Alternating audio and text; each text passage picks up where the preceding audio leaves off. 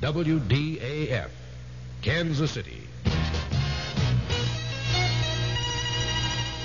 The sterilization of a mentally retarded teenager approved by St. Louis County Circuit Court Judge Robert Hoster is to be appealed to the Missouri Supreme Court. The lawyer for the teenager contends the order denies equal protection to the young girl and says the court cannot create a class for a sterilization operation without some standards first being set down. Missouri Congressman Jerry Litton announced today the sale of the Litton Showplace Ranch at Chillicothe and placing the money in a blind trust. St. Louis County attorney has sued Trans World Airlines for more than $500,000 because the airline canceled a nonstop flight that he is scheduled to take last November. Attorney Ronald Lending of Creve Coeur filed a suit today in U.S. District Court. He wants the settlement for mental anguish and physical exhaustion caused by the change in schedules. 11 o'clock. News of the hour on the hour from American Information Radio. This is Richard Wall from Los Angeles, and at this hour, the rain continues to pour down here in Los Angeles, and forecasters say another storm is on the way. 4 days of heavy rain have caused mudslides on Pacific Coast Highway and flooded streets in many areas of Southern California. And the storm in the form of snow has marooned thousands in Southern California mountain regions and trapped people in more than 300 cars and trucks on Interstate 5 near Gorman, about 50 miles north of Los Angeles. In the community of Santa Clarita Valley, Sheriff Sergeant Bill Violet tells us, we are removing at the present time anybody who is having a physical problem, ill, anything of this nature. We'll remove small children to either our substation in Gorman or to one of the nearby ranches until such a time as they can be cared for by relatives. Violet says the Sheriff's Department is using 6 four-wheel drive rescue units. Violet says the highway should be cleared of deep snow about 4 hours from now. It's the second time since Friday Interstate 5 has been closed north of Los Angeles by snow. Progress on the impeachment investigation. That story coming up.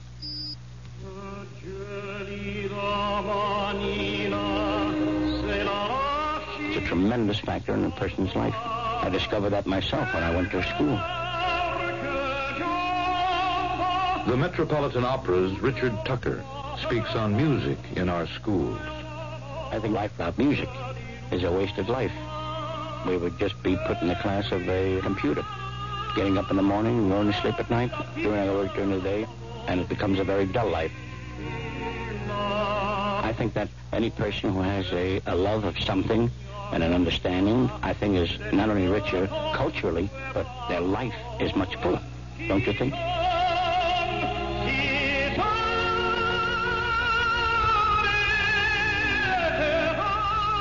Music belongs in the life of your children.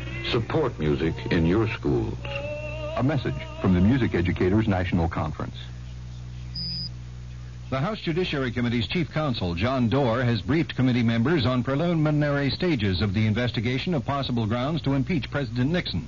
Later, Doerr told reporters on Capitol Hill, the lawyers are busy collecting facts and evidence that have been established and collected by other agencies and other investigative bodies and matters that are of general importance and significance to our investigation. Doerr said the impeachment investigation is not using any material from the Senate Watergate Committee so far.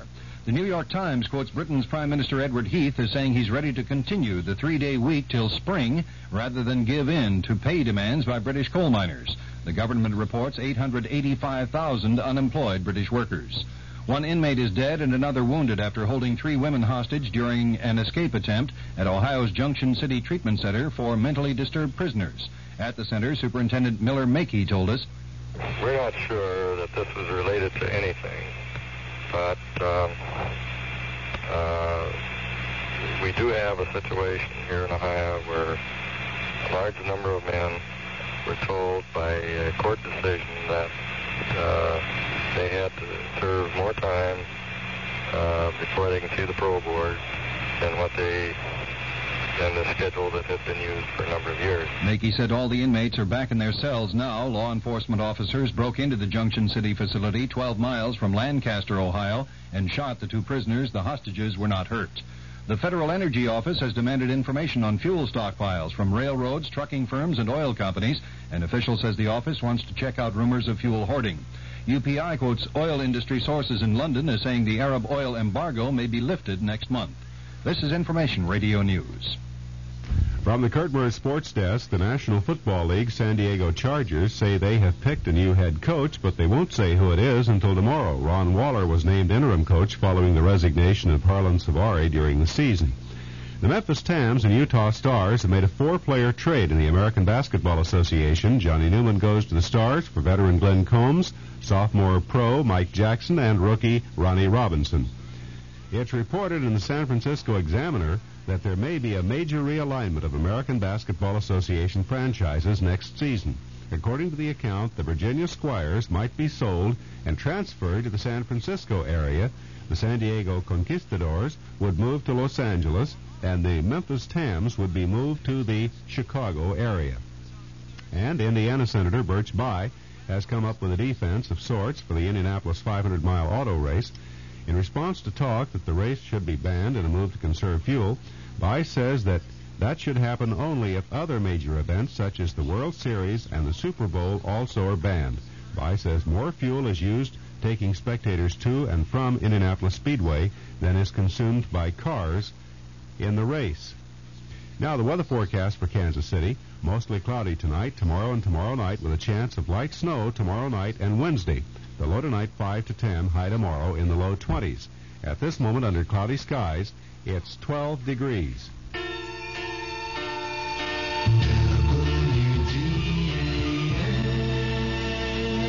The CBS Radio Mystery Theater presents...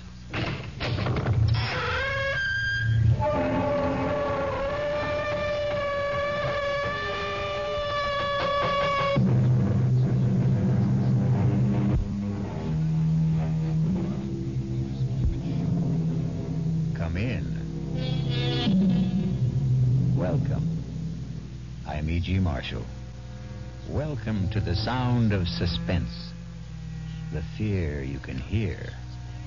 For the next 52 minutes, we're going to take you into the world of mystery, into the world of terrifying imagination. The story you are going to hear concerns a question which has been asked since the first men on Earth were born and died. Is there a life after death? Is there a way to return from the grave? And if there is, can we come back in the body of a living creature? Even one that has claws instead of fingernails? Here is one chilling answer. Dr. Singh, you have to tell me. Could my wife have come back as a bird? A sparrow, something like that? Well, your wife was a rather big woman, Mr. Moresby, in a physical sense. How about a snake? A seagull? How about a cat? A great, big, fat cat? A cat?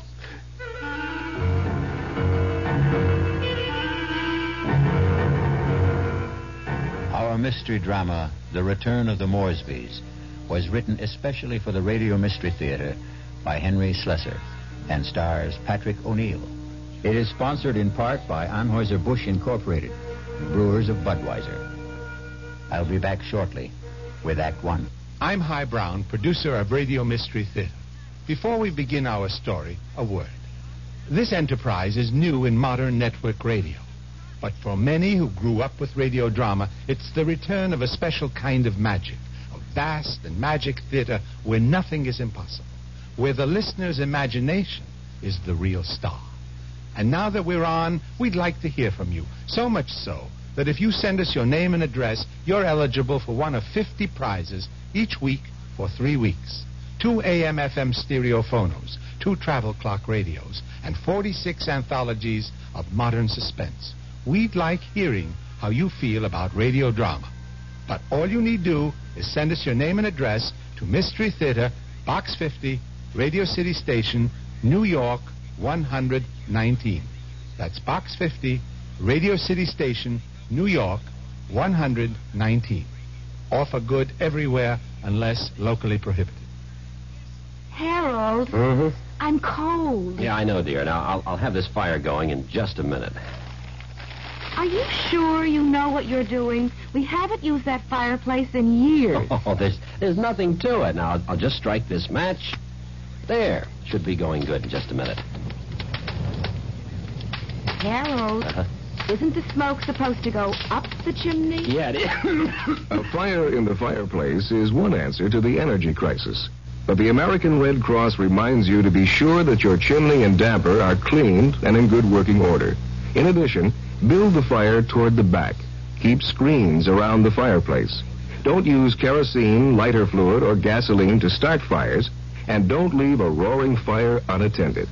For other tips on safety, contact your local Red Cross chapter. I can't breathe, Harold. While you're about it, ask about first aid courses, too.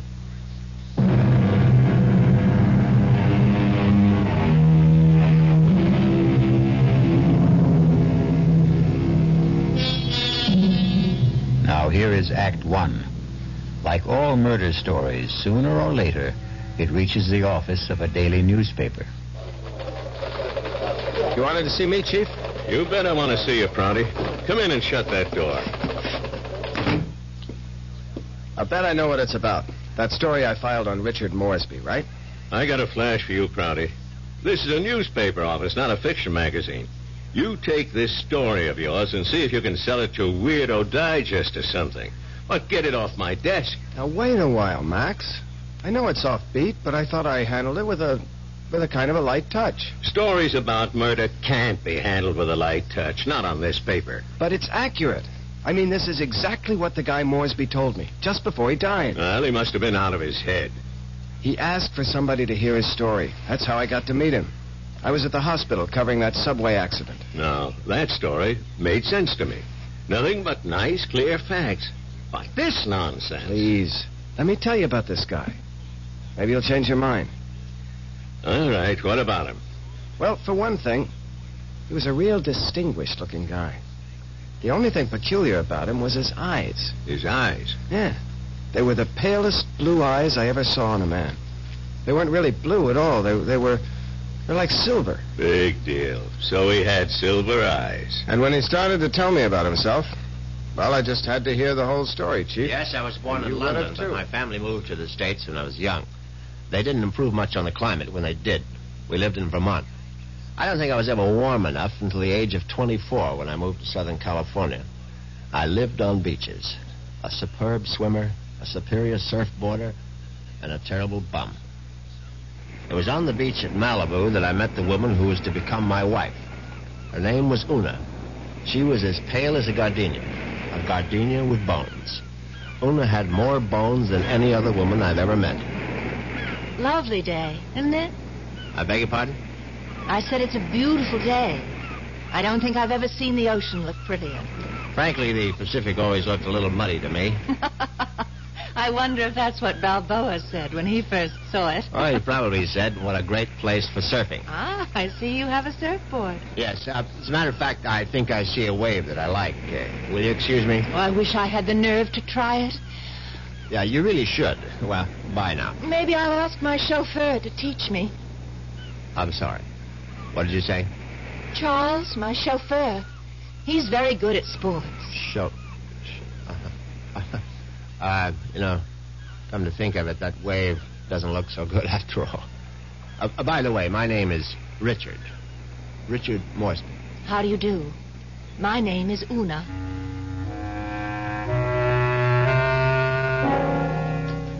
Una Vandermeyer. That was her name. As soon as I realized that she was from the Vandermeyer family, she didn't seem half as bony as she did before.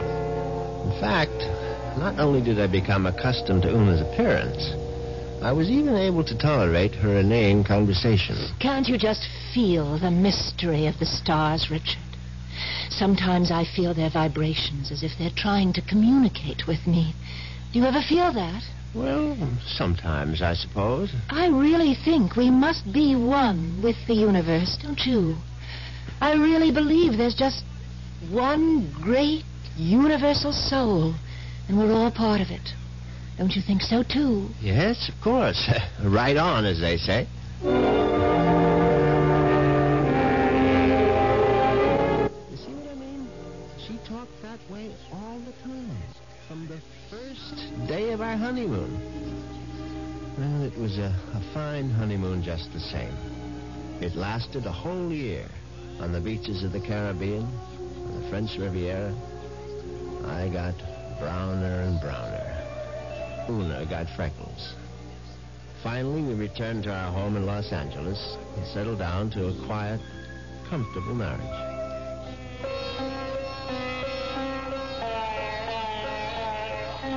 What on earth is that you're playing? It's sitar music, darling. Oh, it's just so spiritual. What made you buy the record? Hmm? No, Dr. Singh recommended it. Who? Dr. Singh, at the Temple of Metapsychosis, you know. The Temple of what? Metapsychosis.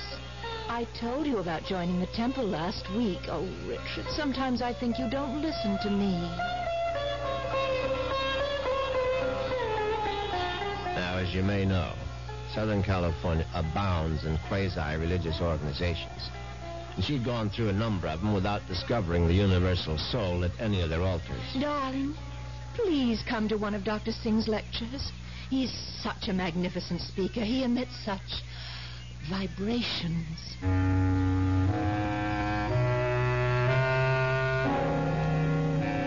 And I went.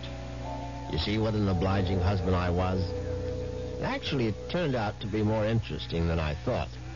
The temple itself was unpretentious, and Dr. Singh was an impressive man. And when he spoke, I realized why his message had such appeal for Una, because he preached a doctrine that combined eternal life with a love of small animals. The soul is immortal. The soul cannot die. The soul, upon leaving the body, must make its passage elsewhere. There is a science called eschatology, which deals with the last four things: death, judgment, heaven, and hell. It is the most ancient of all sciences, and from its wisdom has come the inescapable certainty of the transmigration of souls. Yeah, I know it's a bit weird, but stay with it. And where does the soul go? According to the wise men of all generations past, the soul departs from the mouth of the dying. It is consequently a small thing. A bird, a snake, a mouse, a dove, or a hawk, a dog, a cat, an insect. For these small creations of God are empty vessels placed upon earth for only one purpose: to house the departing souls of humanity, so that they need not wander forever in a trackless eternity. Yeah, it's pure rot, of course. But that's what the man said, and Una sat there and believed every single word. Oh, wasn't he marvelous, Richard? Isn't it wonderful that the soul never dies? That we can all come back as little animals? I'm not sure I want to come back as an animal. But you'd still be you, Richard. Oh, don't you see? Well, by the way, what was that envelope you handed Dr. Singh after the meeting? The envelope? Oh, that was my donation, of course. Your donation to the temple? Yes, to support the work of Dr. Singh, to open other temples around the world. Well, how much money was in the envelope? What does it matter, Richard? I'm just curious. $2,000. Una, you go to that temple once a week. Do you always give that kind of donation? Oh, it's all in a very good cause, Richard. Well, in an equally good cause, that of finding out exactly how much of my wife's money was supporting this nonsense, I sneaked a look at Una's checkbook. The answer astonished me. Not only had my wife put more than $30,000 into Dr. Singh's collection plate, she had also donated some $20,000 more to various institutions for the care and feeding of cats, dogs, and birds. It was so kind of you to honor us with a visit, Dr. Singh. I know how terribly busy you are. On the contrary, you were kind to invite me to your lovely home. Oh. Now tell me, Dr. Singh, what determines the kind of animal one becomes when the soul escapes after death? Mrs. Moresby, that is a question which has baffled wise men for countless generations. But isn't it possible to do, well, research? Yes, Mrs. Moresby. I don't doubt that we could find the answer to such great questions If only we had the proper resources. You mean like laboratories and so forth? No, the research, would be conducted merely by spreading the word of metempsychosis to the farthest corners of the earth. And let human experience reveal the truth to us. But, unfortunately, that would require money. A great deal more money than the movement has at present. Well, it seems to me you don't do badly.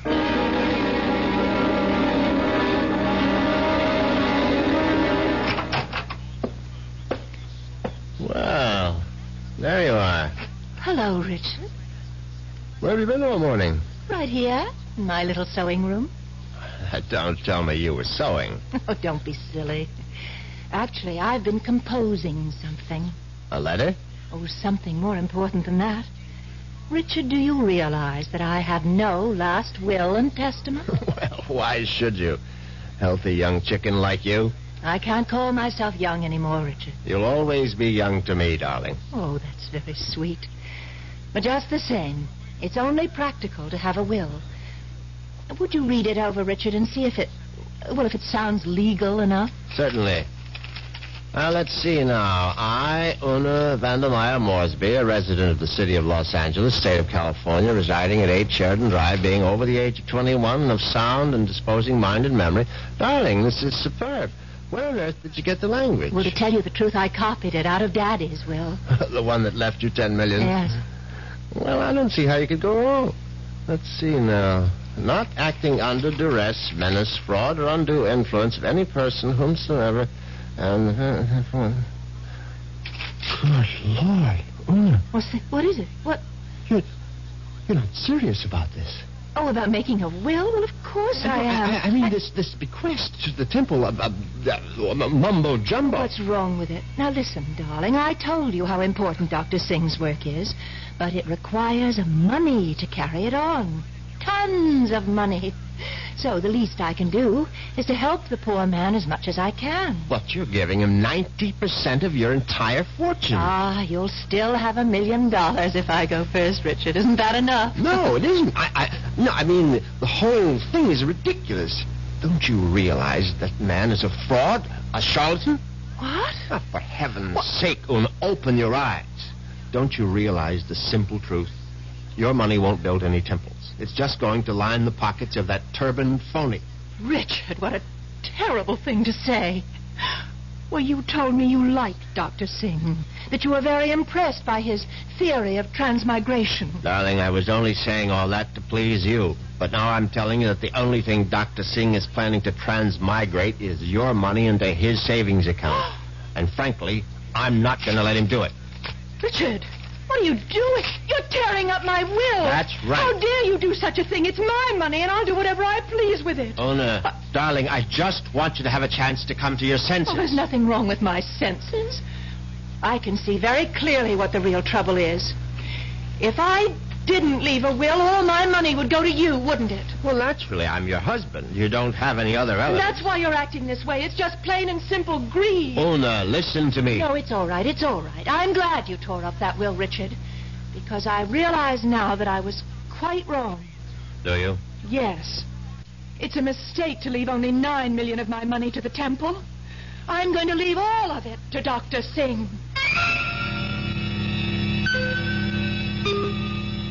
When Una actually drafted that incredible document and called our attorney for a Monday morning appointment, I realized that I had to do something very drastic before the weekend was over. I had to kill my poor, misguided wife. I had to make her one with the universe.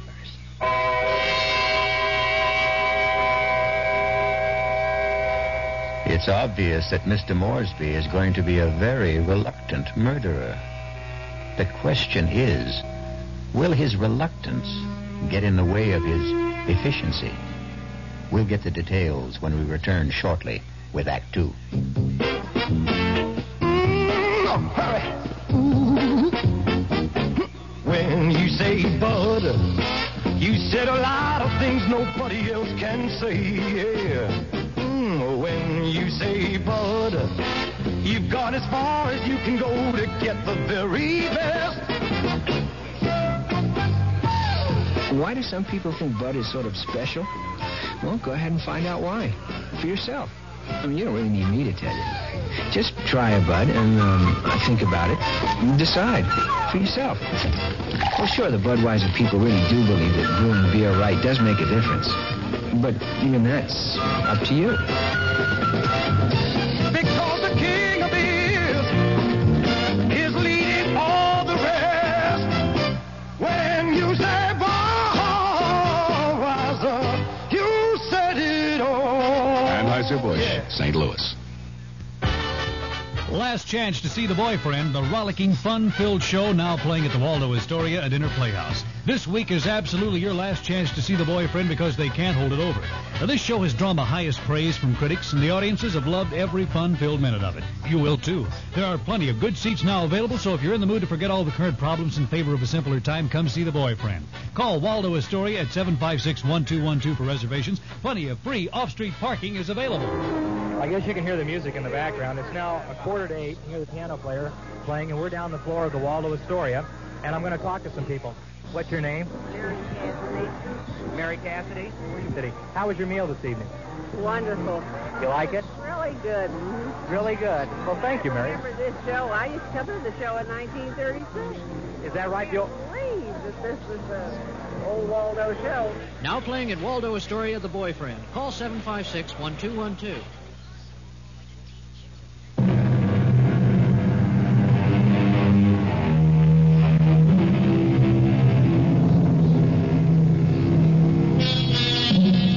Now let's return to Richard Moresby.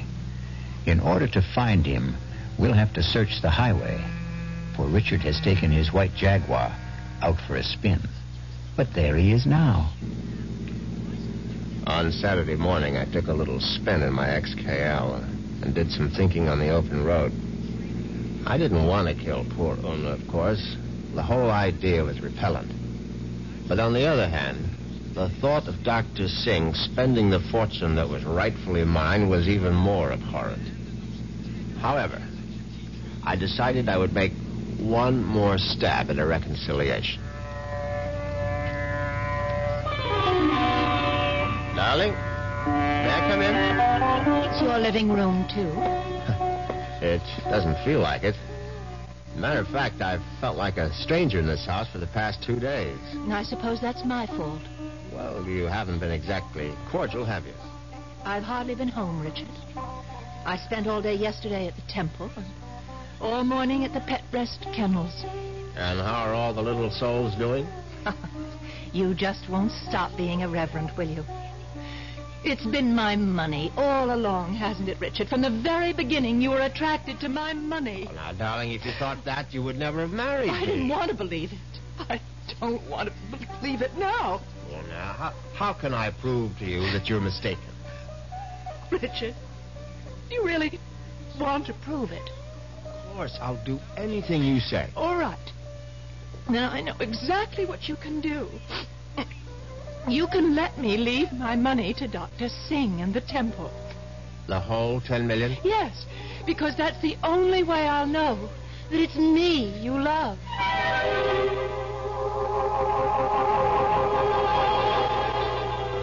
Well, you can't say I didn't try. But Una's decision now left me with absolutely no alternative. I was still deeply unhappy about the necessity of taking her life. However, fate was kind to me that very afternoon.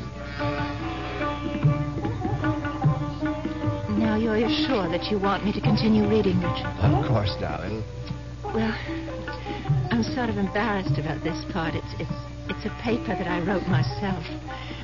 Something you wrote? Yeah, I wrote it this morning. I was going to show it to Dr. Singh. It's it's a sort of a poem. It's called Death. Snappy title. If I can read my own handwriting. Death has become nothing to me. Death holds no fear for me. Come, death, I welcome you. Lead me to the woods, the waters, the air above the earth.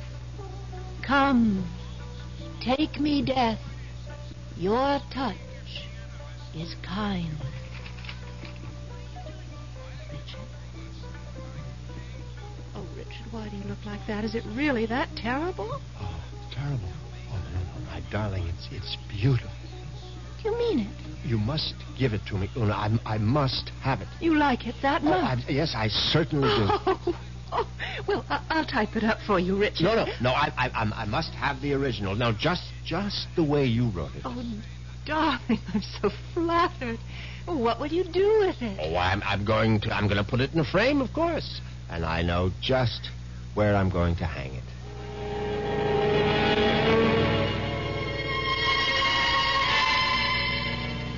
Yes, I could hardly believe my ears. Una had written her own suicide note in her own handwriting. It was truly karma at work. Now there was no question of failure, and no longer any need for delay. Oh, what a lovely idea this was, Richard. Candlelight dinner for two. Yes, I thought you'd enjoy it. So sweet of you to handle the whole menu with cook. You spoil me shamefully.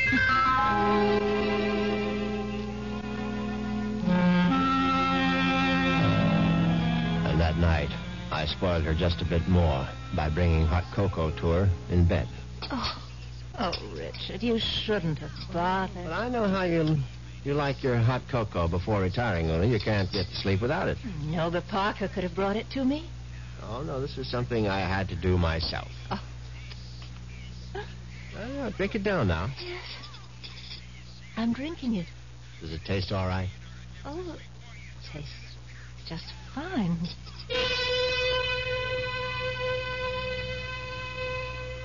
Now, that was very good news, because I'd prepared the hot cocoa myself, and I had no idea whether 25 melted sleeping pills would seriously affect the flavor. Finally, Una was all tucked in for the night. I went into my study, picked up the poem she had written for Doc to sing, and brought it to the bedroom. I placed it carefully on the night table beside her. Then I bent over my sleeping darling to see if she was getting along all right. She was very, very quiet. And then a dreadful thing happened. Una opened her eyes. Richard. Oh, Richard. Hush, darling. Now go back to sleep. Richard, I'm sick. No, my love. No, you're only sleepy. Cocoa tasted so strange. I didn't want to upset you, Richard, but... No, you'll feel much better in the morning, Una. I promise you. Tomorrow morning, you'll be one with the universe. Richard, that paper... What paper, darling? Is my poem... My poem for Dr. Singh. What's it doing there? I was just reading it over, darling, that's all, and... And that bottle, my sleeping pills. Oh, it's empty. The bottle is empty. Oh,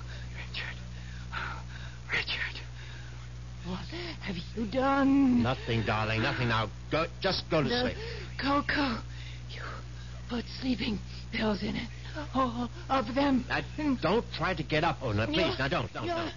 Trying to kill me. You're trying to murder. No, for heaven's sake, Una, now stop saying things like that. Do you want the servants to hear?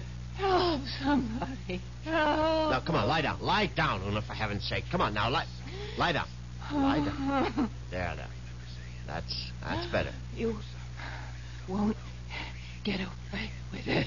You won't get away with it, Richard. I promise you.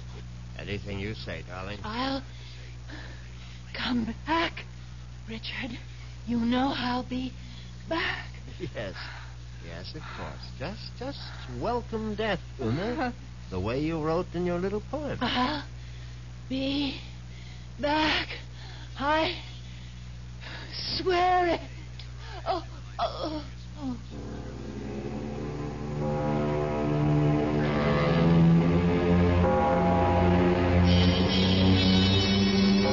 The funeral was held 2 days later. It was a magnificent occasion, of course. I gave Una a farewell that was consistent with her vast fortune. Everything was the best. Coffin, flowers, preacher, everything. Her burial place was one of the choicest bits of real estate at Forest Lawn. The only discordant note was the fact that Dr. Singh insisted on saying a few words at the service. They were familiar words, but frankly, they gave me a slight bit of a chill. The body of Una Moresby is dead, but her soul lives on. The soul cannot die. The soul is immortal. It has left the earthly remains of this woman and has sought the body of a small living thing. There it will abide until the Almighty is ready to choose its next home. Mourn not the end of Una Moresby, for there is no end. I couldn't help congratulating myself on how well everything had gone. When I called for medical attention the night of Una's death, the physician was only too ready to declare her a suicide. The police had to be informed, naturally, and they, too, agreed with the doctor's verdict. Una had died by her own hand, and she had died without a will. There was simply no question that the matter would be probated in my favor. Suddenly I realized I was not only rich, but a rich widower. What vistas opened for me? The devil! Look out, you stupid mongrel! Dog trying to get run over. I admit I was shaken up by it. I mean, it was sort of a coincidence, you know? Right after the funeral and all that.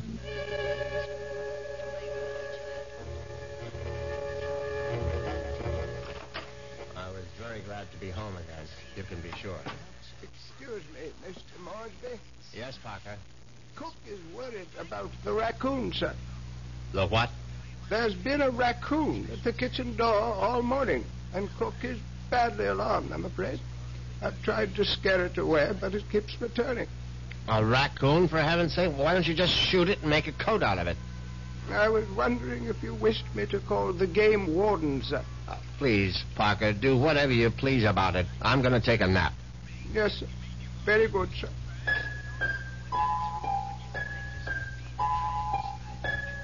I went upstairs at once, undressed, and got into bed. It was a warm day, and yet I found myself cold. I got out the electric blanket and soon felt very cozy indeed. In fact, I felt so much better that I made a phone call.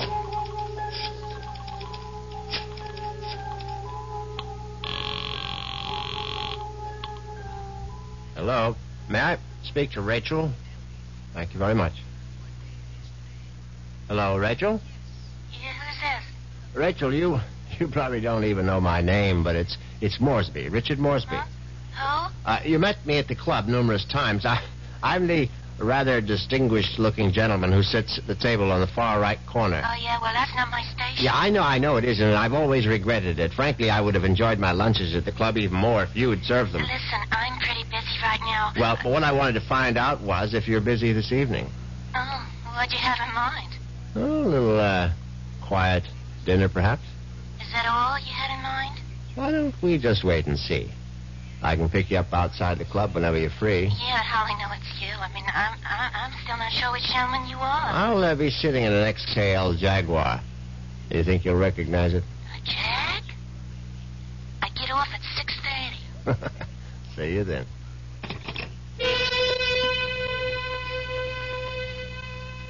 Yes, I was feeling very good now. Very good indeed. I would have drifted off into a pleasant sleep except for one thing. For a moment I thought a bomb had gone off in the room. Then I realized it was nothing more than a bird. A foolish sparrow had dived in headfirst into the plate glass window of the bedroom and now lay stunned on the carpet. I looked at the thing's fluttering little heart, and suddenly I was struck by a terrifying palpitation of my own. The dog, the raccoon, the bird. Good Lord, could one of them have been Una?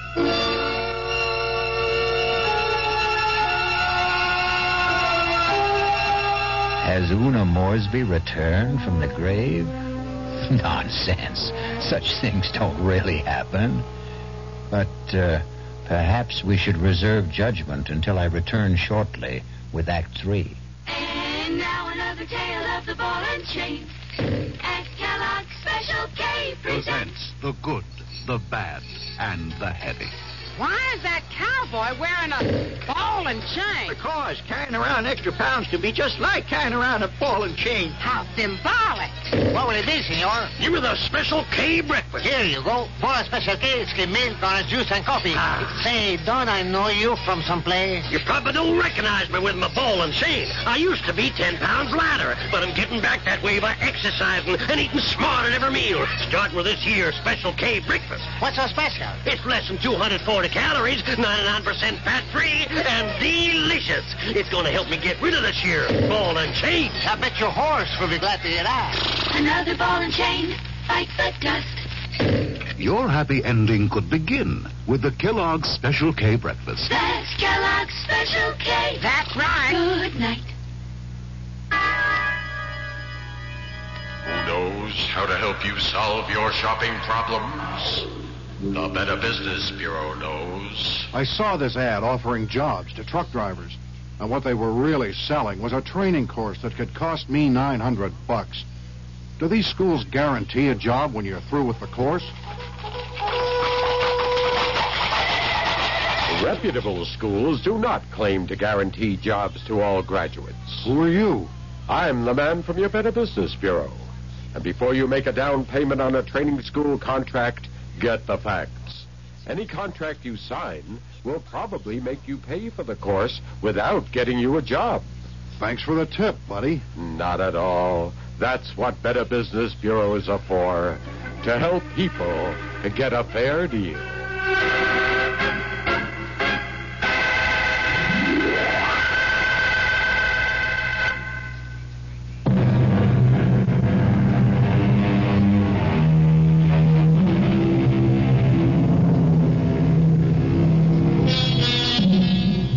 Now let's see if common sense has returned to our hero.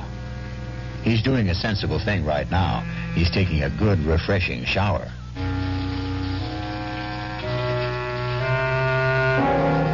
By the time evening came, I was feeling better. All my peculiar notions about Una's animal reincarnation seemed ludicrous as I stood in front of the shaving mirror. I thought about the delicious young woman that was waiting for me at the club. I'd admired Rachel's way with a tray for months, but ever faithful to my wife, I hadn't done more than gaze from afar.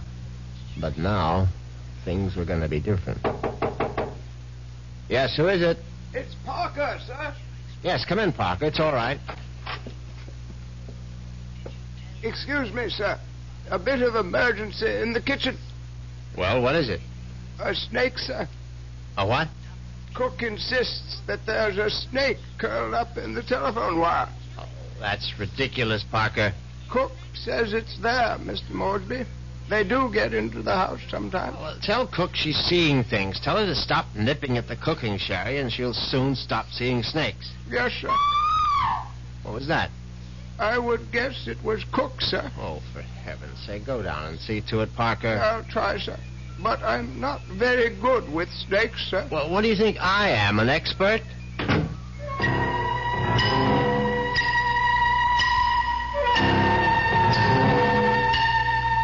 But that wasn't the end of it. 10 minutes later, Parker was back upstairs saying that the snake had left the kitchen and run into the living room. No, I suppose snakes don't run, they slither.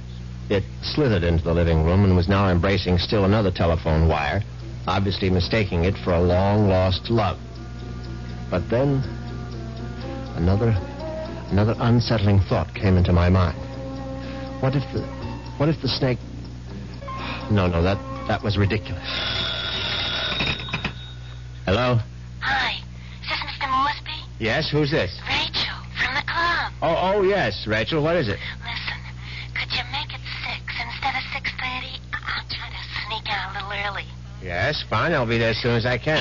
In the Jaguar, right? Yes, in the Jaguar. Listen, the reason I want to leave earlier is because my husband always picks me up at 6:30. What was that?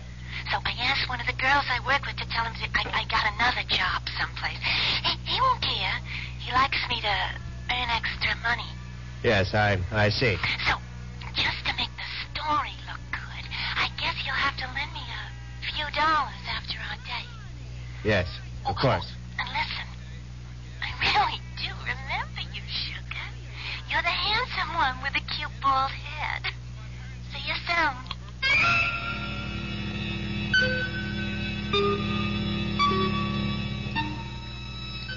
As it happens, I have a very full head of hair. But distressing as Rachel's telephone call was, an even more disturbing thought intruded. The snake was in the telephone wire. What if the snake had been trying to listen in on the extension phone? I knew the idea was absurd, but I couldn't help a superstitious shiver of dread.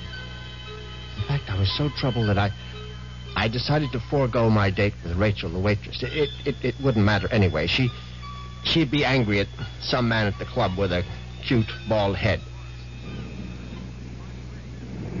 The next day, I did the only thing that really relaxed me. I went to the beach. It proved to be an excellent idea. I stretched out on the golden sand and let the sun warm me.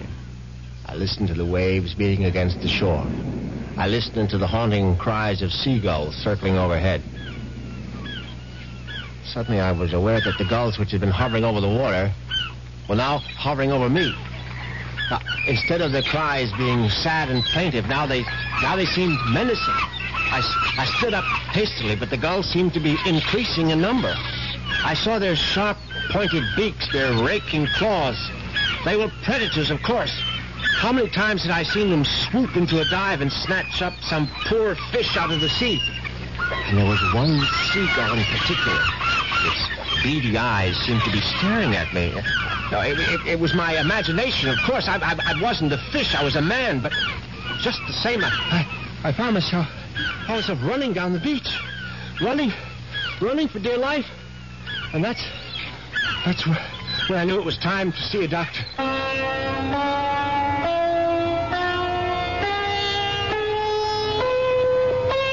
Yes, Mr. Moresby. I'm very pleased that you honored the temple with your presence. I'm grateful that you're willing to see me, Dr. Singh. I realize that, well, you've had a disappointment. A disappointment? I'm afraid I don't understand. I know my wife made certain promises to you concerning her will. I believe she mentioned some modest donation. She wasn't in her right mind, of course. I mean, when she took those sleeping pills. Yes, it was very sad. I trust that she has found the peace and happiness that she sought.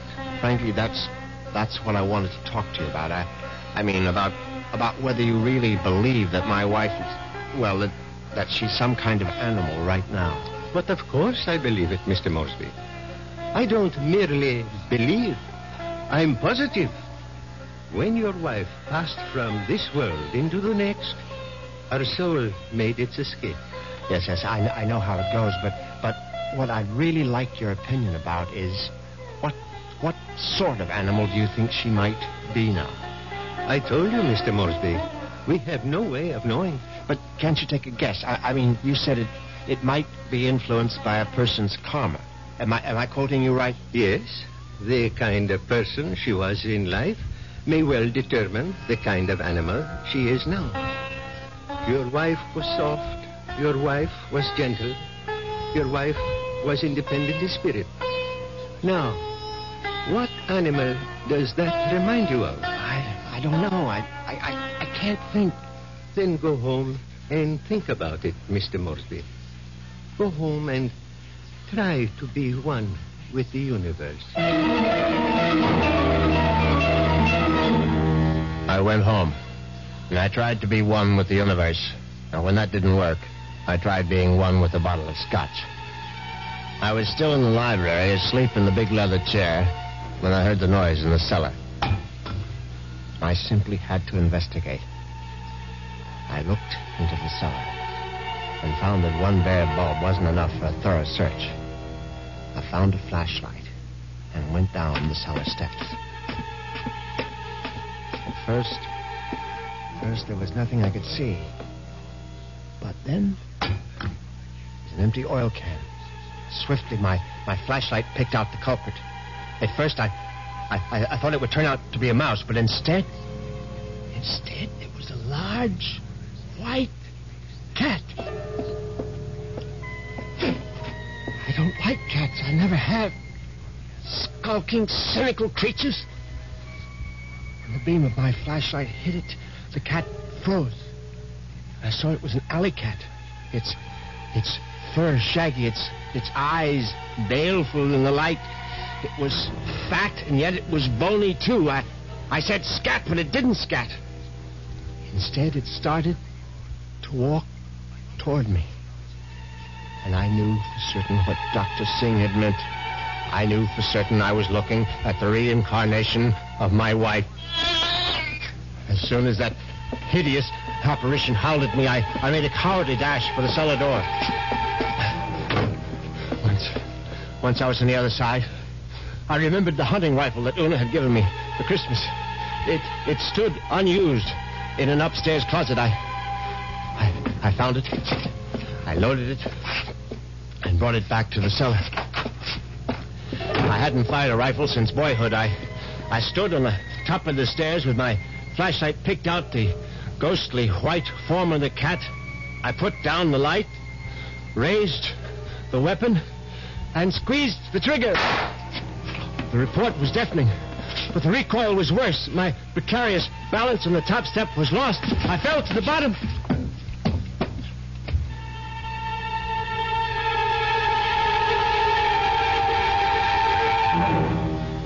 I tried to get up again, but the pain in my right leg was agonizing. I found out later that it was broken. But the cat was still alive. And it was regarding me at eye level now. Its fur matted with plaster dust. Its eyes filled with hatred. I tried to crawl toward my fallen rifle.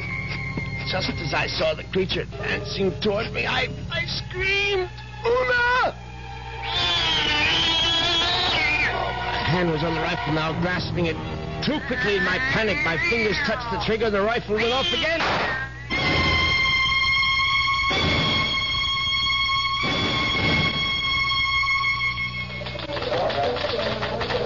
Well, that's how Moresby ended up in the hospital, Chief, with a broken leg and a bullet in his hip. And then he died. But I think he was telling the truth. You could see it in his eyes. His silver eyes, right? Yeah, his silver eyes. And you really believe that the guy's wife came back as a cat to get her revenge? What does it matter? It's still a good story. Sorry, Prouty, I can't okay it. Well, what if I got more details? What if I talked to this Dr. Singh? If I went to the Moresby cellar and found that cat? And what would you do then? Ask her if she's Mrs. Moresby? I still think it's worth a try, Chief. I'll tell you what, Prouty. What are you doing for lunch? I hadn't thought about it. Well, think about buying my lunch. You? There's a pretty good restaurant right around the corner where the Moresbys lived. Now, we can get a bite there and then check out that cellar.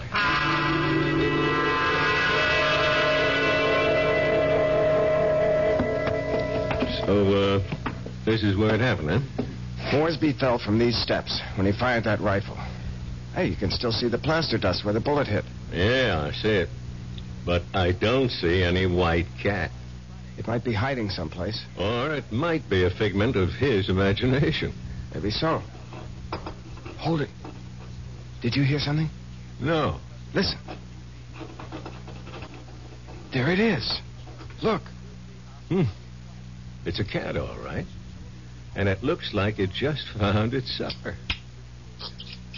That mouse is still alive. Yeah, but not for long. Look at it squirm. He's eating it. Yep. And there goes your mouse. Oh, my God. What's the matter, Prouty? Never see a cat eat a mouse before? Chief, did you see that mouse? Sure I saw it. But didn't you notice something? Like what? Its eyes. Chief, did you ever see a mouse with eyes like that? They were so pale blue, they were almost silver.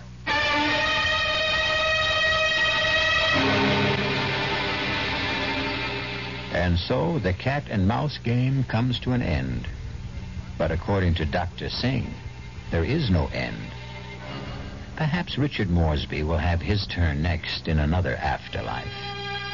I'll be back in a few moments. This is Joan Crawford speaking for USO, United Service Organization. Do we, as civilians, know what it's like to be far from home in a foreign land? Listen to this real-life documentary about one of our servicemen over there. Do you speak English? Nein, ich spreche kein Englisch. Do you speak English? Nein. Excuse me. Can you help me? Nein. Excuse me. Can anybody help me? Hi, we sure can. This is the USO, and we have all kinds of help. That's why I support USO, and you should too.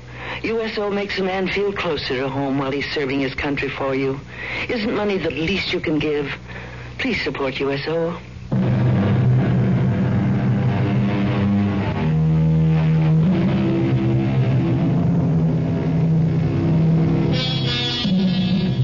Do you believe in reincarnation? Do you believe the dead return? We have to believe it, because here we are, the reincarnation of radio drama. We hope you'll keep us alive by listening again to the Radio Mystery Theater. Our cast included Patrick O'Neill, Marion Seldes, Nick Pryor, and Dan Acco. The entire production was under the direction of Hyman Brown. Radio Mystery Theater was sponsored in part by the Kellogg Company, makers of Kellogg's Special K cereal. Now, a preview of our next tale. Are you all right, Terry? I'm all right. But I saw him. Who? Oh, a guy I was in the Army with. The two of you. Were you close? He was my buddy. Well, when was the last time you saw him in person? The night he was killed. Have you ever seen him again? Like you thought you did just now? No, this is the first time. Well, maybe you need a rest, Jerry. Hattie, why now? Why tonight after all these years? Well, you say you saw him last the night he died in battle. Well, the sight of him dead must have stayed with you always. But that's not how I just saw him, Patty. He wasn't in uniform. He was in civilian clothes. You might have pictured him as he looked at a happier time. I never saw him in civilian clothes. This is E.G. Marshall inviting you to return to our Mystery Theater for another adventure in the macabre. Until next time, pleasant dreams.